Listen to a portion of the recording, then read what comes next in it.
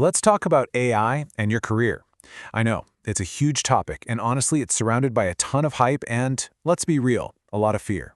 So in this explainer, we're going to cut right through all that noise and get to what the data actually says about the future of our jobs. Okay, let's just get right to it, huh? This is the big one. The question that's plastered all over the headlines and probably keeping a few of us up at night. Is some new AI going to make my job obsolete? It's a totally fair question, so let's tackle it head on. But here's the thing. The answer, it's not a simple yes or no. The real story is way more nuanced and frankly, a whole lot more interesting than just this simple idea of mass replacement. To really get what's going on, you have to look past the scary headlines. What's actually happening is a kind of push and pull in the job market. There are these two powerful and kind of competing forces that AI is unleashing at the exact same time. And these two forces have names: automation and augmentation. And I'm telling you, if you're going to grasp one thing from all this, this is it. It's the most important framework for understanding what's coming. It's not about one single AI, it's about two totally different ways AI interacts with the work we do.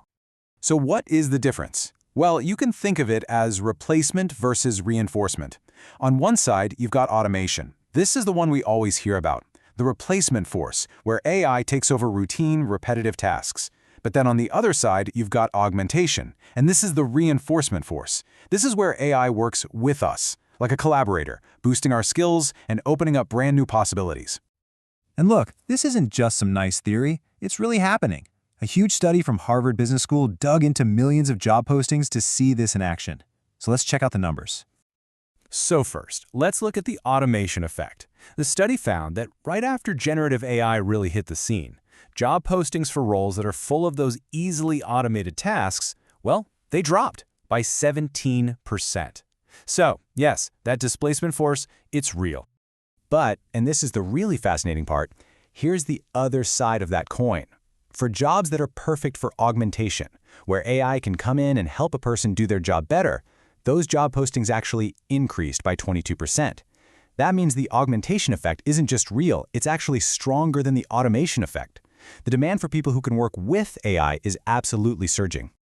And of course, this isn't happening the same way everywhere. Just look at this chart. You can see how different industries are affected. On one end, yeah, manufacturing is seeing a lot of displacement from automation. But look at the other side. Fields like healthcare and education are seeing massive job creation. We're talking up to 60%. Because in those fields, AI is mostly augmenting the professionals, not replacing them. Now, all this sounds pretty promising, right? But it brings us to a brand new and really critical problem, the skills gap. We're creating all these new augmented jobs, but we're creating them faster than we're preparing people to actually do them. So, are the skills we have now the skills we need for this new reality? Well, the data says we've got some serious work to do.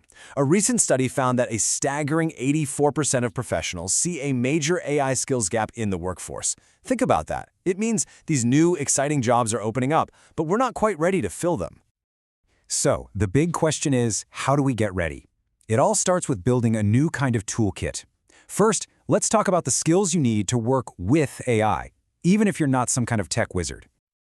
For most of us who aren't coders, it really boils down to three key things. First up is prompt engineering. That's basically learning how to talk to AI to get what you want. Then there's AI tool literacy, just knowing what tools are out there and which ones can help you in your specific job. And third is data fluency. You don't have to be a data scientist, but understanding the language AI is built on helps you make sense of its results.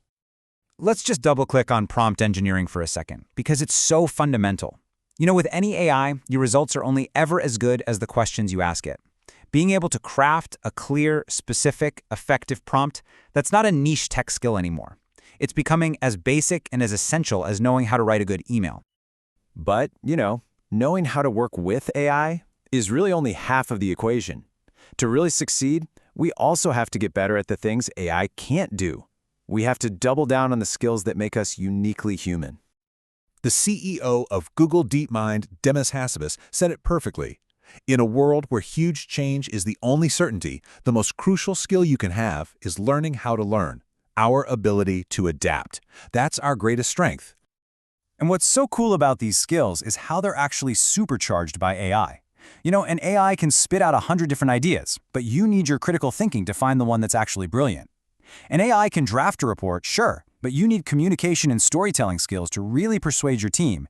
And AI has zero emotional intelligence, which makes your EQ a superpower in a meeting or a negotiation. See? These are our real advantages.